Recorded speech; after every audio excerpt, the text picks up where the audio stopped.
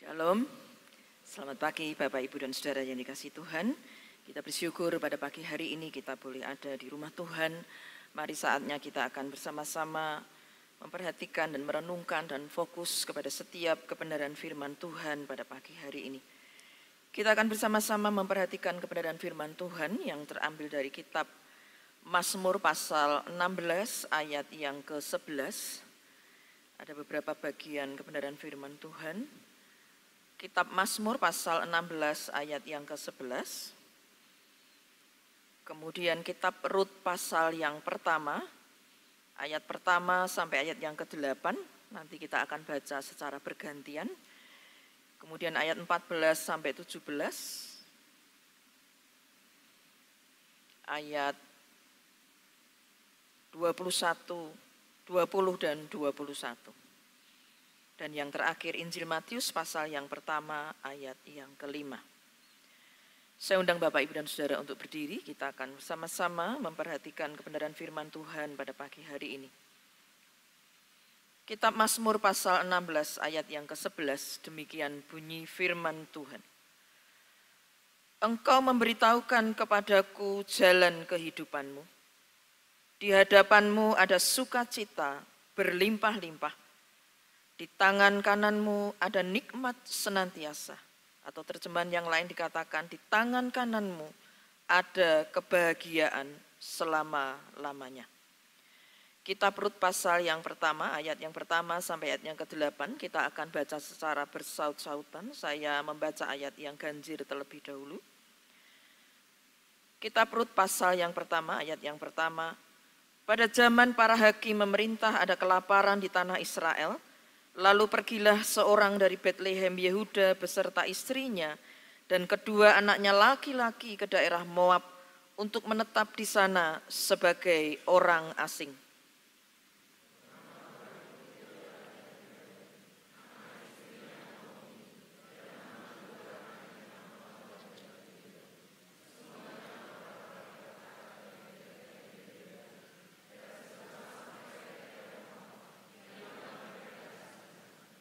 Kemudian matilah Elimelek suami Naomi, sehingga perempuan itu tertinggal dengan kedua anaknya.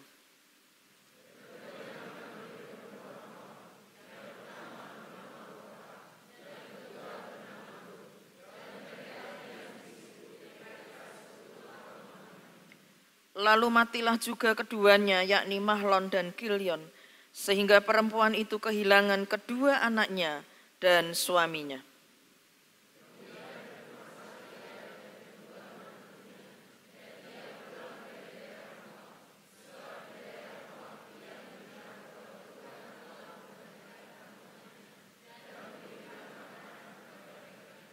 Maka berangkatlah ia dari tempat tinggalnya itu, bersama-sama dengan kedua menantunya, ketika mereka sedang di jalan untuk pulang ke tanah Yehuda.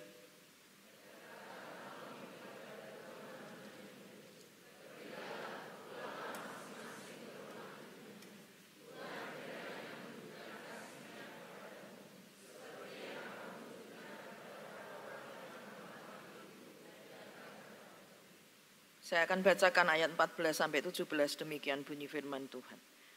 Menangis pula mereka dengan suara keras, lalu Orpa mencium mertuanya itu minta diri. Tetapi Rut tetap berpaut padanya. Berkatalah Naomi, telah pulang iparmu kepada bangsanya dan kepada para allahnya. Pulanglah mengikuti iparmu itu. Tetapi kata Rut, janganlah desak aku meninggalkan engkau dan pulang dengan tidak mengikuti engkau. Sebab kemana engkau pergi, ke situ jugalah aku pergi, dan di mana engkau bermalam, di situ jugalah aku bermalam. Bangsamulah bangsaku, dan Allahmulah Allahku. Di mana engkau mati, aku pun mati di sana, dan di sanalah aku dikuburkan. Beginilah kiranya Tuhan menghukum aku, bahkan lebih lagi daripada itu, jikalau sesuatu apapun memisahkan aku dari engkau, selain daripada maut. Ayat yang ke-20 dan 21. Tetapi ia berkata kepada mereka, janganlah sebutkan aku Naomi, sebutkanlah aku Mara, sebab yang Maha Kuasa telah melakukan banyak yang pahit kepadaku. Dengan tangan yang penuh aku pergi, Tetapi dengan tangan yang kosong Tuhan memulangkan aku. Mengapakah kamu menyebutkan aku Naomi? Karena Tuhan telah naik saksi menentang aku, dan Yang Maha Kuasa telah mendatangkan malapetaka kepadaku. Injil Matius pasal yang pertama ayat yang kelima. Salmon memperanakkan Boas dari Rahab. Boas memperanakkan Obed dari Rut. Obed memperanakkan Isai. Mari kita berdoa. Pagi hari ini Tuhan, kami merendahkan diri di hadapan Engkau. Biarlah kebenaran firman-Mu ini Tuhan boleh memberikan pengertian, pemahaman kepada setiap kami. Sehingga di dalam kehidupan kami ini Tuhan, kami tidak dikuasai dengan pikiran dan pengertian kami sendiri. Tetapi biarlah Tuhan Kau terus tuntun kami dengan terang kebenaran firman-Mu. Demikian juga untuk keluarga kami masing-masing Tuhan. Biarlah keluarga kami boleh terus memuliakan Engkau, menjadi saksi Tuhan. Dan tiap-tiap anggota keluarga kami Tuhan, boleh memahami setiap rencana dan tujuan Tuhan atas setiap kami. Karena itu Allah Roh Kudus Engkau yang mengurapi kami semua Tuhan. Dengan kuat kuasa-Mu ketika kami bersama-sama mendengarkan firman-Mu. Demikian juga untuk setiap jemaat Tuhan yang mengikuti secara live streaming. Allah Roh Kudus Engkau mengurapi hamba-Mu dengan segala keterbatasan dan kelemahan hamba. Kau layakkan lidah bibir hamba-Mu untuk menyampaikan firman Tuhan pada pagi hari ini.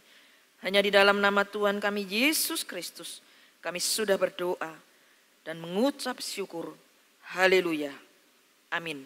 Silahkan duduk Bapak, Ibu, dan Saudara.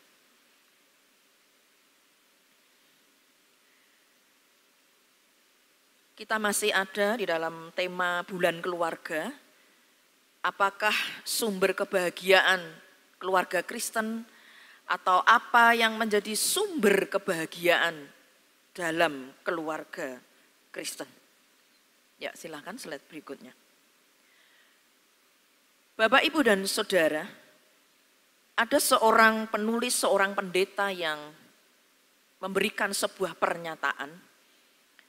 Rick Warren ini mengatakan sumber kebahagiaan sejati terletak pada menemukan tujuan hidup dalam Tuhan dan berserah kepadanya.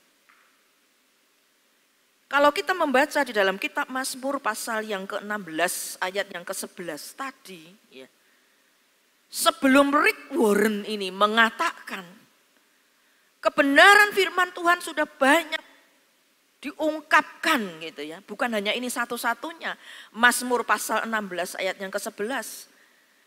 Satu ayat yang sudah sering kali kita dengar dalam kitab Yeremia pasal yang ke-29. Tuhan tidak pernah merancangkan masa depan yang penuh dengan kecelakaan, kesulitan gitu ya. Tapi kita diberikan masa depan yang indah. Nah, di dalam kitab Mazmur pasal 16 ayat yang ke-11 ini adalah salah satu janji sebelum Rick Warren ini mengatakan. Karena dia adalah juga seorang hamba Tuhan. Dia punya pengalaman dengan Tuhan.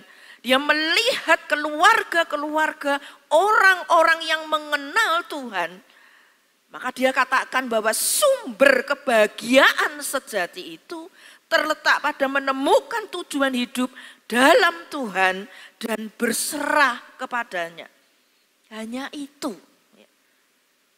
Nah, kitab Mazmur pasal 16 ayat yang ke-11 tadi dikatakan, Engkau di sini Tuhan memberitahukan kepadaku jalan kehidupan, di hadapanmu ada sukacita berlimpah-limpah, di tangan kananmu ada nikmat senantiasa. Terjemahan lain beberapa mengatakan nikmat senantiasa itu adalah kebahagiaan selama-lamanya atau kebahagiaan untuk selama-lamanya. Nah, kebahagiaan yang sejati, kebahagiaan untuk selama-lamanya itu yang bagaimana sih? Sumber kebahagiaan kita ketika Tuhan memberitahukan jalan kehidupan kepada kita. Ketika kita tahu tujuan hidup kita. Ketika kita menjadikan Tuhan yang menuntun jalan kehidupan itu menjadi sumber kebahagiaan kita. Itu yang akan kita lihat bersama di dalam kebenaran firman Tuhan pada pagi hari ini. Ya kami sudah tahu Bu, saya sudah tahu. Ya. Sumber kebahagiaan sejati itu hanya di dalam Tuhan. Tetapi di dalam realitanya Bapak, Ibu, dan Saudara, masih banyak pertanyaan-pertanyaan di dalam kehidupan kita. Maka temanya juga pertanyaan. Ya. Apakah sumber kebahagiaan dalam keluarga Kristen? Nah, dari pengalaman-pengalaman, dari realita yang kita hadapi, diharapkan jemaat itu akhirnya bisa menemukan, bisa kemudian mengenal Tuhan secara pribadi, dan bisa menjawab setelah kita mendengar firman beberapa minggu ini, apa toh sumber kebahagiaan keluarga Kristen itu? Bapak, Ibu, dan Saudara, di sini Warren juga mengatakan, kebahagiaan bukan hanya tentang memenuhi ambisi. Sebab di luar sana orang ketika mengatakan aku punya ambisi, aku punya keinginan gitu ya, cita-cita. Kalau membangun sebuah keluarga gitu ya, seperti ini, lalu melihat keluarga-keluarga yang lain, melihat orang memasuki satu rumah tangga gitu ya. Jadi dia punya ambisi, keinginan. Kaum muda kemudian memimpikan, punya cita-cita gitu ya. Aku kalau nanti punya suami yang begini, punya istri begini gitu ya, punya keluarga yang begini, itu ambisi kita. Tetapi bagaimana dengan kenyataannya Bapak, Ibu, dan Saudara? Kita kaget ketika kemudian melihat, wah cantik ya, ini mempelainya ya. Yang laki-laki juga cakep, ganteng, pestanya mewah, luar biasa gitu ya. Kita sampai kaget, wow gitu ya. Biayanya sampai M gitu ya, sekian miliar. Setelah itu kita dengarnya apa Bapak Ibu? Dengarnya apa? Pisah gitu ya. Jadi itu tidak menjamin mewahnya pesta, segala sesuatu dicukupkan gitu ya. Ternyata itu tidak membahagiakan. Dan masih banyak lagi kita melihat ya. Ketika orang menggantungkan kemudian kepada pasangannya. Ya.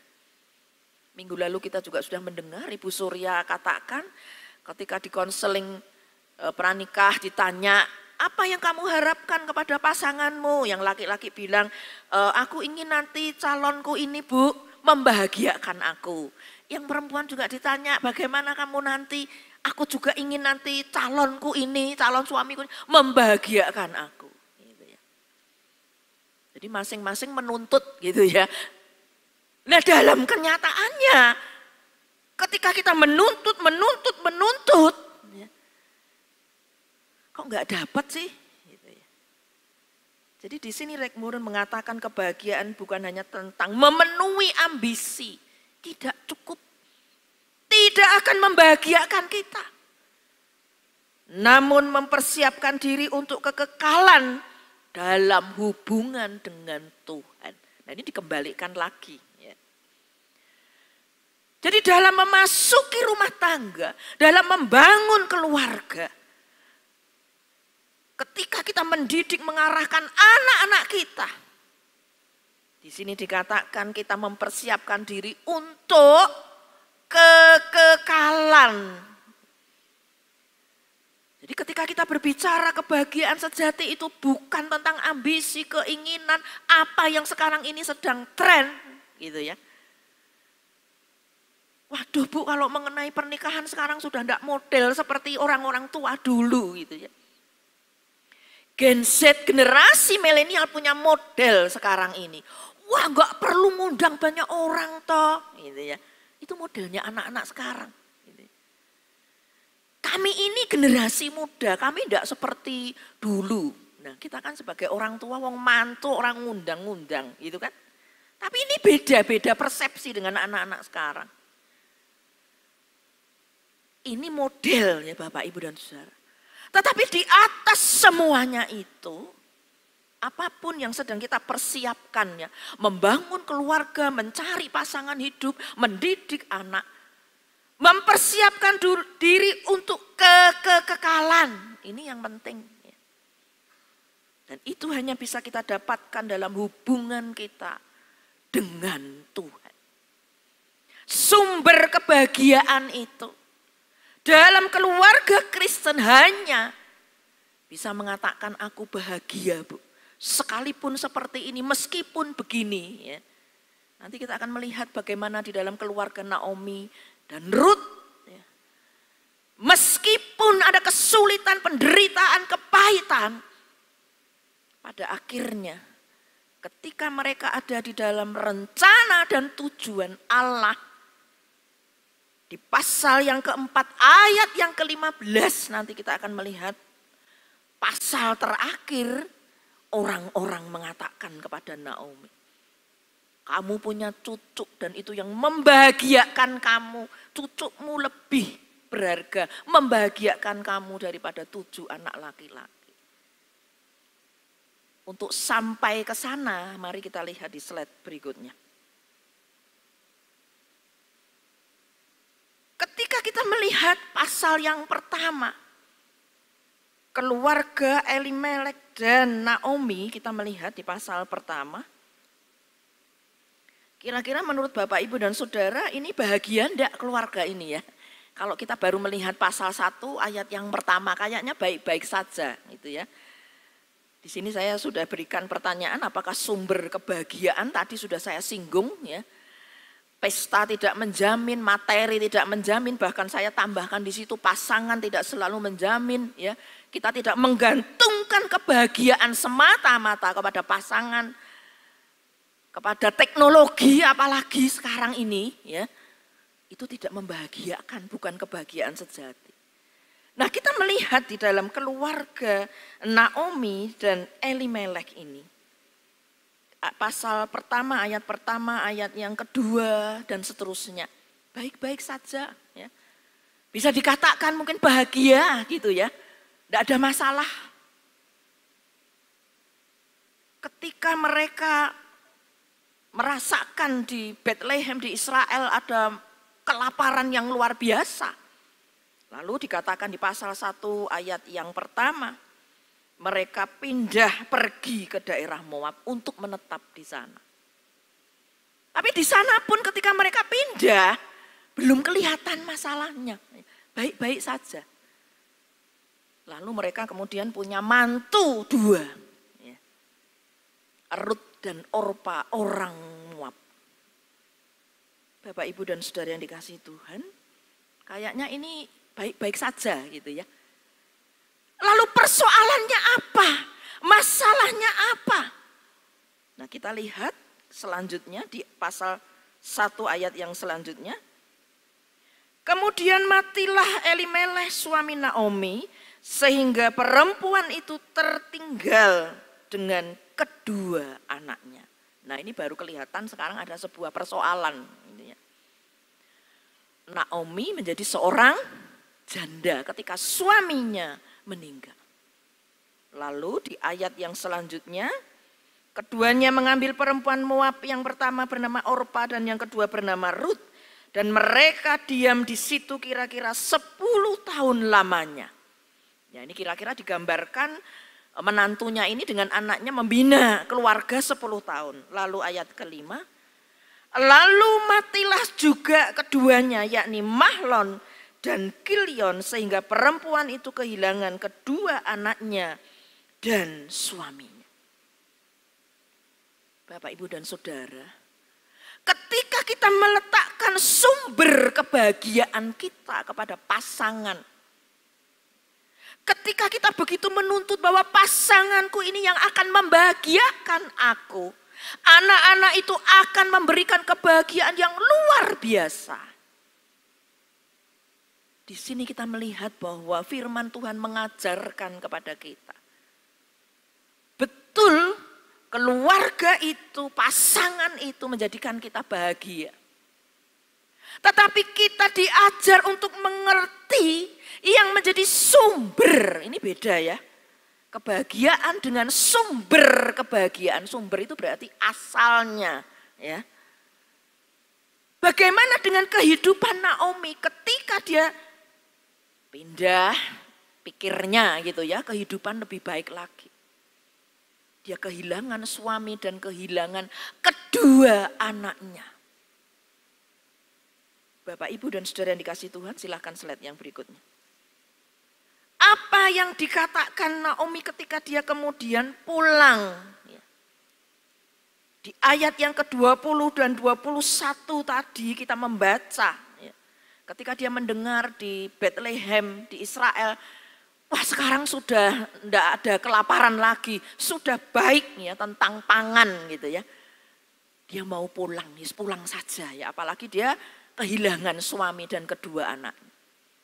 Dan ketika dia pulang sesuatu hal yang wajar ketika orang kemudian kaget.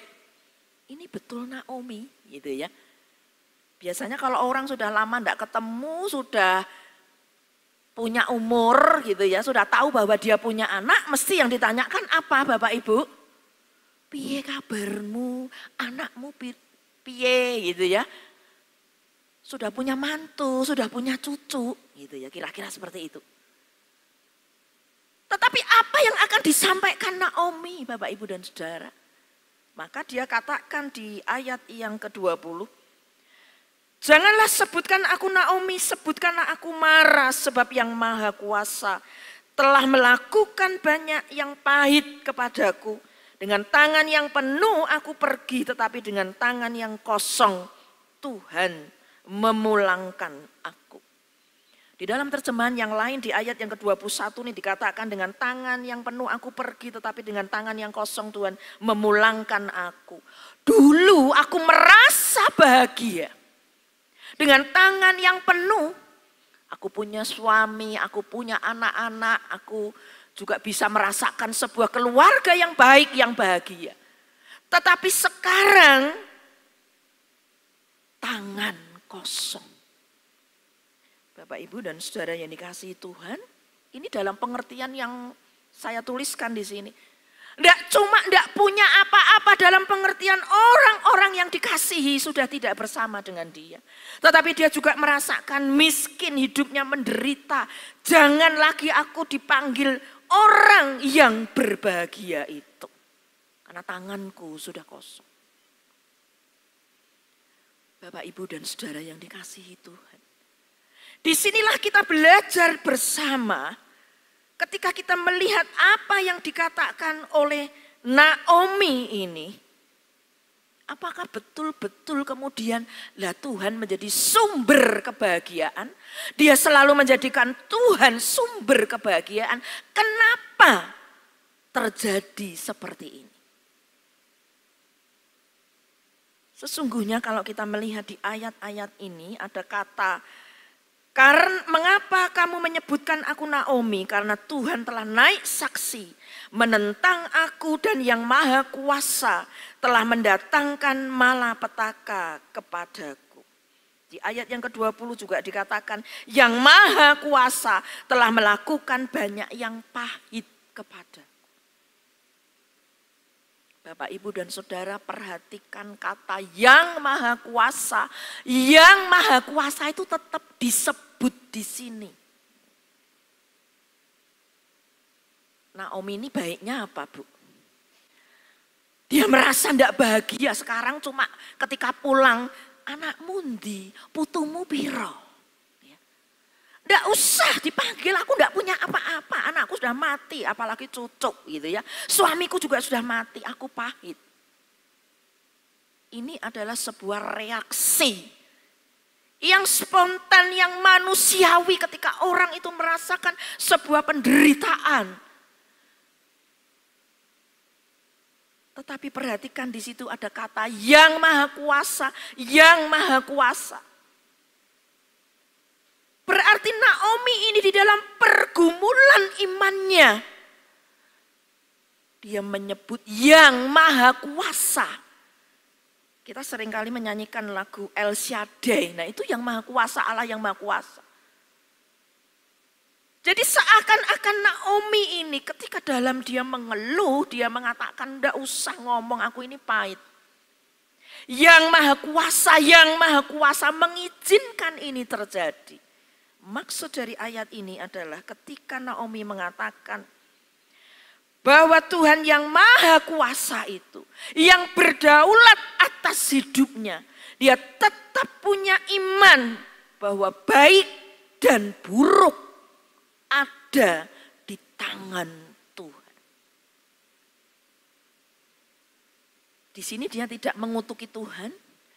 Di sini dia tidak mengatakan, sudah aku tidak percaya lagi kepada Tuhan. Tidak ada Bapak, Ibu, dan Saudara. Inilah yang harus kita lakukan dalam kehidupan kita. Betul Bu, ketika saya memasuki sebuah rumah tangga dengan pesta yang meriah, dengan satu angan-angan bahwa kebahagiaanku ini, aku gantungkan kepada pasanganku, kepada anakku, kepada pekerjaanku, kepada keluargaku yang berkecukupan. Tetapi realitanya Bapak, Ibu, dan Saudara, ada banyak air mata dalam kehidupan keluarga kita. Ada ingatan-ingatan di masa lalu kita. Aku tidak memasuki sebuah keluarga yang harmonis, sebuah keluarga yang bahagia. Pertanyaannya hari ini Bapak, Ibu, dan Saudara. Apakah kita bisa mengatakan bahwa sumber kebahagiaan itu di dalam Tuhan? Dan kita mau menjadikan Tuhan yang menjadi bagian utama dalam hidup kita.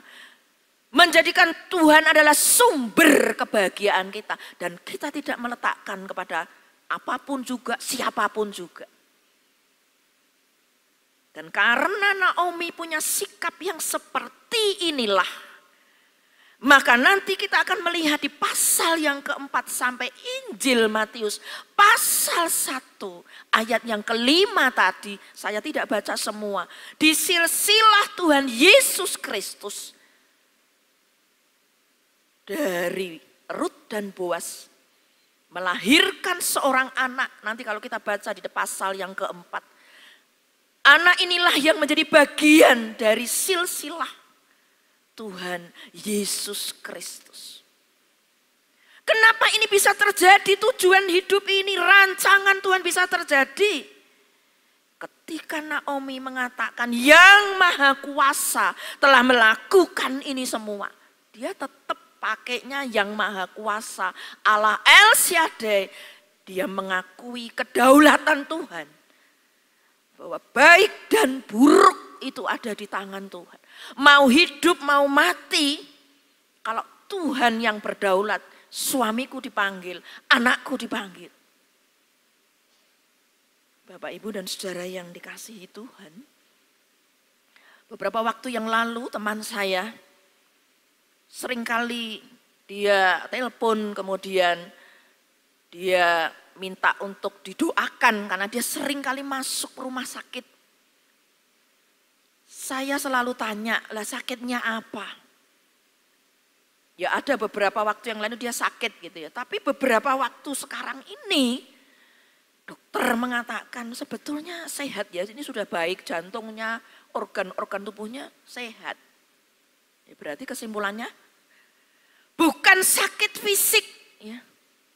Lah terus aku mendoakan apa? Apa yang perlu aku doakan? Lalu dia katakan, aku baru saja diopnam minggu bulan lalu juga diopnam. Karena apa Bapak, Ibu, dan Saudara?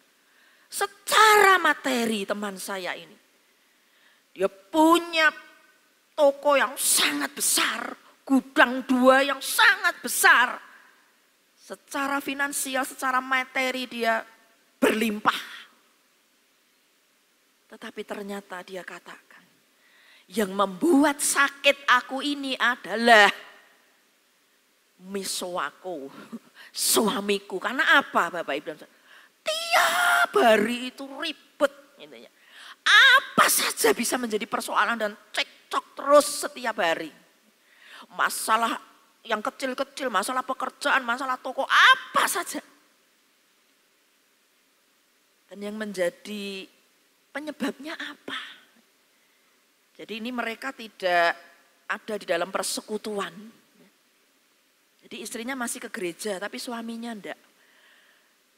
Nah teman saya ini kemudian mengatakan, aku kok melihat orang-orang yang bisa bahagia secara sederhana gitu ya.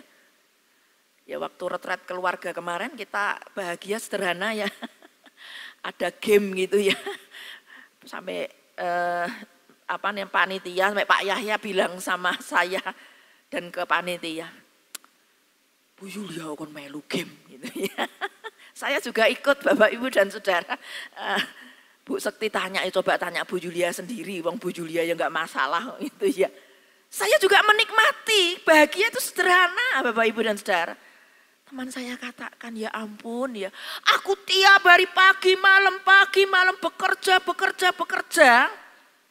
Aku punya materi yang berlimpah, punya gudang yang sampai bingung gitu ya, mau naruh barangnya saking banyaknya. Tetapi apa kebahagiaan dalam keluargaku? Bapak, Ibu, dan Saudara. Kita belajar dari Naomi ini, dia tetap menyebut yang Maha Kuasa Allah El Shaddai. Dia yang punya kedaulatan. Dan kemudian slide selanjutnya, ketika kita melihat Rut, ini bukan anak ya. Tapi apa Bapak Ibu? Menantu. Seringkali di luar sana apa bisa toh mertua sama menantu. Tetapi di sini kita belajar bagaimana Rut juga menjadikan Tuhan adalah sumber bahagianya. Di pasal 1 ayat yang ke-14 dikatakan ketika Naomi mengatakan kepada mantu-mantunya, udahlah kamu pulang saja sana ke Moab. Ya. Aku tidak mungkin punya anak lagi, aku sudah tua, tidak mungkin aku melahirkan anak lagi. Silahkan kamu pulang, kamu memulai hidup baru yang lagi, cari suami lagi, gitu kira-kiranya. Orpa pergi, tapi di ayat yang ke-14 dikatakan, tetapi Rut tetap berpaut kepadanya. Bapak, Ibu, dan Saudara. Mungkin orang di luar sana mengatakan, arah mungkin lah mantu karo mertua jadi satu gitu. Ini orang Moab tetapi berpaut. Ya. Berpaut itu dalam bahasa aslinya, dalam bahasa Ibrani dikatakan davak ya. Artinya melekat erat, berpegang teguh, bersatu dengan kuat.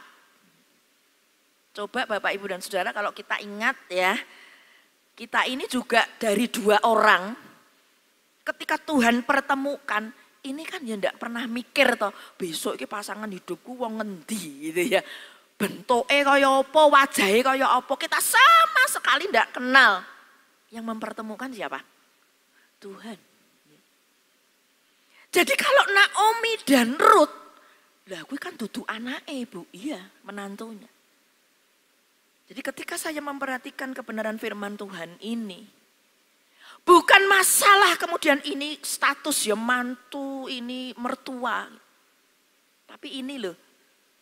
Tetapi di situ dikatakan di ayat yang ke-14, Rut itu tetap berpaut kepadanya. Tadi bahasa aslinya davak artinya bersatu dengan kuat, melekat erat. Berkomitmen dengan kedalaman gitu ya, berkomitmen dengan kedekatan yang mendalam. Yang memautkan siapa Bapak, Ibu, dan Saudara? Kita juga tidak pernah ngerti siapa pasangan kita. Tuhan bisa pertemukan, kok bisa ya Bu, ini yang suaminya orang Jawa, ini orang Kalimantan gitu ya. Ini orang NTT, ini orang kok bisa berpaut. Jadi bukan masalah status, ini mertua, ini anak kandung. Mungkin Tuhan izinkan dalam keluarga kita, bisa kita punya anak tiri. Tapi bukan status, wah nek anak tiri ki mesti ngene iki. Nah ibu tiri ki mesti jahat. Sekali lagi ketika kita menjadikan Tuhan adalah sumber kebahagiaan seperti Ruth ini. Tadi dia sudah bersama-sama berapa tahun Bapak Ibu dalam keluarga tadi? 10 tahun. Di ayat-ayat yang pertama. Tetapi dia bukan seperti Orpah. Dia belajar, dia melihat Naomi ini. Punya Tuhan, punya persekutuan, punya pengenalan dengan Tuhan. Maka dia katakan, aku tidak akan pulang. Bangsamu, bangsaku, Allahmu, Allahku. Berarti Bapak Ibu dan Saudara di dalam keluarga kita. Masing-masing anggota keluarga itu yang harus menjadikan Tuhan adalah sumber kebahagiaannya. Masing-masing anggota keluarga datang kepada Tuhan sehingga bisa berpaut satu dengan yang lainnya. Ada kesatuan hati di antara anggota keluarga. Dan kita tidak mengotak-ngotakkan, ora iso Bu, mantu karo mertua ndak bisa berpaut. Saya sebagai ibu tiri dengan anak dan seterusnya. Tidak mustahil Bapak Ibu dan Saudara. Ketika di dalam sebuah keluarga Kristen, Tuhan yang menjadi sumber kebahagiaan kita. Masing-masing anggota keluarga mencari Tuhan, mengenal Tuhan. Dan hanya Tuhan Yesus yang menjadi juru selamat kita. Yang akan menyelamatkan keluarga kita. Baik secara fisik maupun dalam pengertian rohani. Jadi di sini sekali lagi kebenaran firman Tuhan mengajarkan kepada kita. Kadang-kadang di dalam masyarakat stigma. Stigma itu apa ya, anggapan gitu. Wah nek iki mbak iki mesti ra iso. Anak ini dengan anak yang model begini tidak bisa bersatu dalam keluarga. Marilah Bapak Ibu dan Saudara kita melihat. Dan di pasal-pasal selanjutnya, Rut pasal 2, ketika Tuhan mempertemukan dia dengan Boas, ini juga ada di dalam sebuah rancangan Tuhan. Ketika Rut di sini, dia orang Moab, tidak menghalangi dia untuk menyembah Allah yang sejati. Dia tidak menggantungkan suasana hati kepada keadaannya. Aku juga janda, aku tidak punya suami, terus aku piye. Tetapi dia menjadikan Tuhan sumber kebahagiaannya. Dia mau menyembah Allah yang sejati. Dan kita melihat di ayat yang terakhir, pasal 4 ayat yang ke-15. Ayat 14, sebab itu perempuan-perempuan berkata kepada Naomi, terpujilah Tuhan yang telah rela menolong engkau pada hari ini dengan seorang penebus. Termasyurlah kiranya nama anak itu di Israel.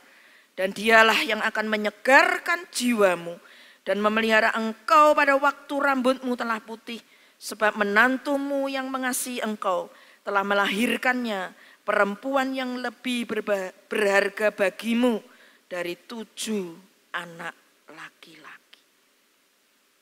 Di dalam terjemahan yang lain dikatakan, engkau beruntung Naomi punya menantu Rut.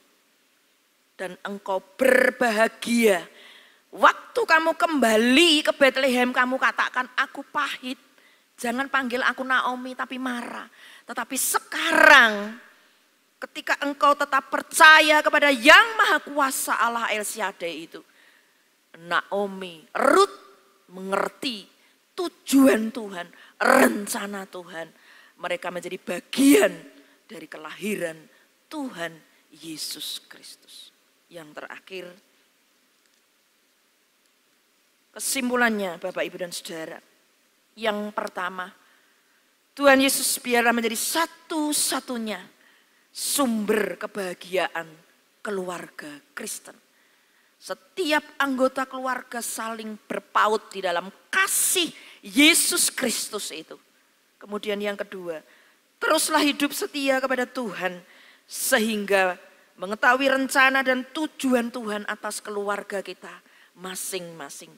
Dan yang ketiga, rencana Tuhan tidak pernah gagal, termasuk untuk rencana bagi keluarga kita masing-masing. Amin.